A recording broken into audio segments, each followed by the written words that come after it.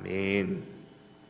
우리 출애굽기에서 안식일 규례에 관해서 계속해서 반복되고 있습니다. 우리 성경에서 반복이 중요하다는 점을 아마 알고 계실 것입니다.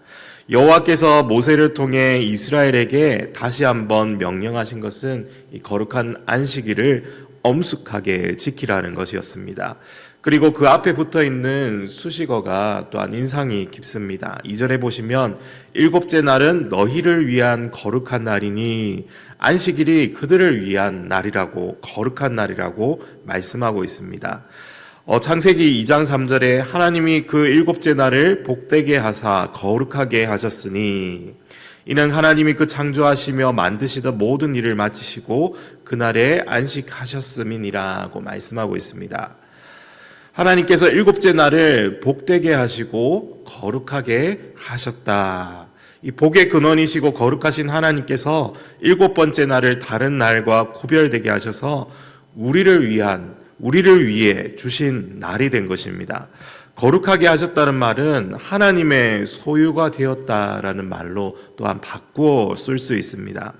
그러므로 안식일은 다른 6일과 다른 특별한 하루라는 것을 우리가 인식할 수 있습니다.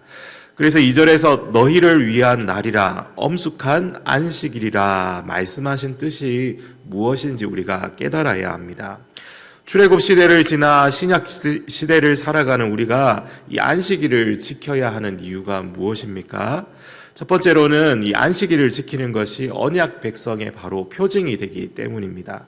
안식일은 하나님과 언약을 맺은 백성들의 가장 기본적인, 가장 기초적인 약속입니다. 안식일을 거룩하게 하신 하나님께서 그날을 통해서 세상 속에서 살아가던 우리를 주님 앞으로 불러 모으시고 또한 거룩하게 하십니다. 두 번째, 안식일을 지키는 일은 하나님과 교제하는 일입니다. 그래서 우리가 안식일을 지켜야 합니다. 성막은 하나님이 임재해 계시며 이스라엘 백성과 만나 교제하는 장소입니다. 안식일은 이 성막에 관한 설명하는 그 문맥 가운데 또한 위치하고 있습니다. 그래서 안식일을 지키는 것은 하나님과 교제하는 것으로 반드시 연결됩니다. 안식일을 지킬 때 하나님과 교제하며 하나님의 말씀을 지킬 수 있는 힘을 공급받고 죄를 용서받고 새롭게 회복되게 되는 것입니다. 그리고 안식일이 의미하는 것은 모두가 그리스도 안에서 성취되었기에 예수님은 자신을 가리켜서 무엇이라고 합니까? 안식일의 주인이라고까지 그렇게 선언하셨습니다.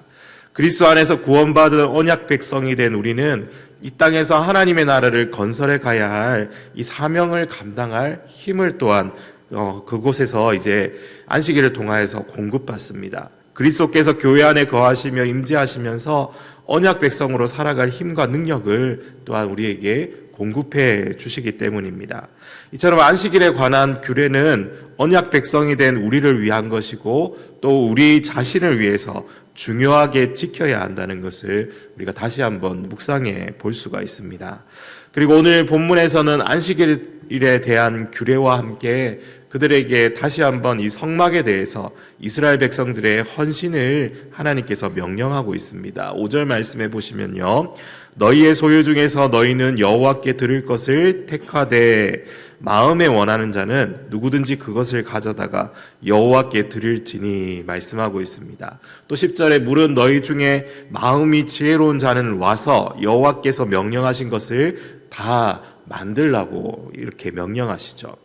분명 성막의 재료와 일할 사람들에 대해서 앞선 본문에서 나온 것으로 또한 기억이 나실 것입니다.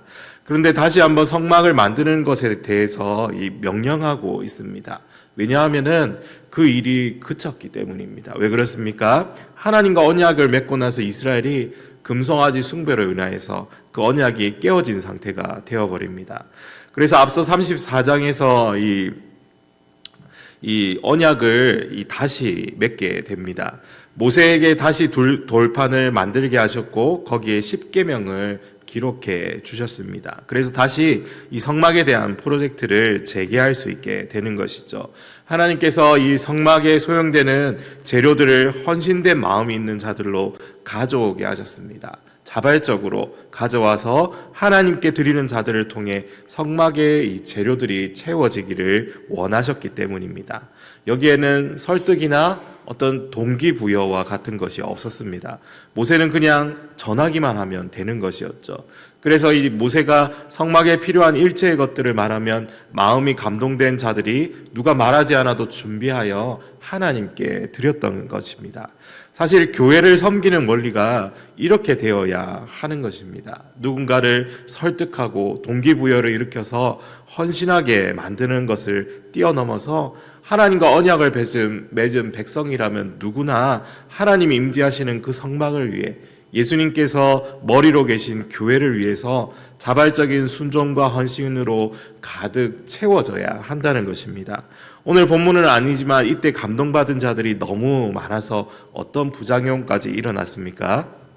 백성이 너무 많이 가져오므로 남음이 있나이다. 이 하나님께서 기뻐하시는 일을 위해서 하나님께서 그들과 함께 하실 그 장소를 위하여 백성들이 자발적으로 넘치도록 가져왔던 것을 보게 됩니다. 금송아지 사건 이전에 그런 것이 아니라 금송아지 사건 이후에 이런 일이 일어났다는 것이 또한 의미하는 바가 큰 것 같습니다. 비온 뒤에 땅이 굳듯이 그들이 범죄한 이후에 회개하고 다시 여호와께 용서받음으로 거기에는 더 큰 은혜와 감사와 기쁨이 넘쳐나는 것을 보게 됩니다. 마음이 지혜로운 모든 자들이 또한 나와 자신의 시간과 헌신을 주의 전을 위해 사용하는 것을 또한 보게 됩니다.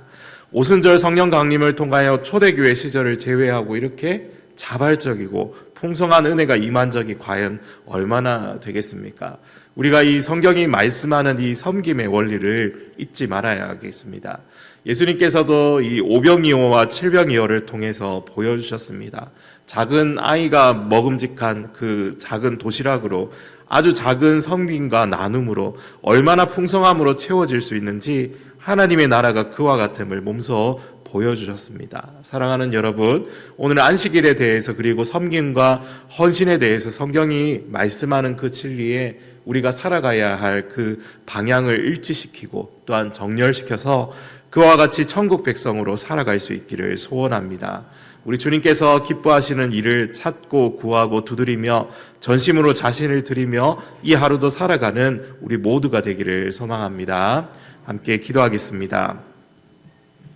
우리의 왕이신 하나님 아버지, 우리를 주의 백성 삼아주셔서 또한 주님의 교회로 불러주셔서 감사합니다.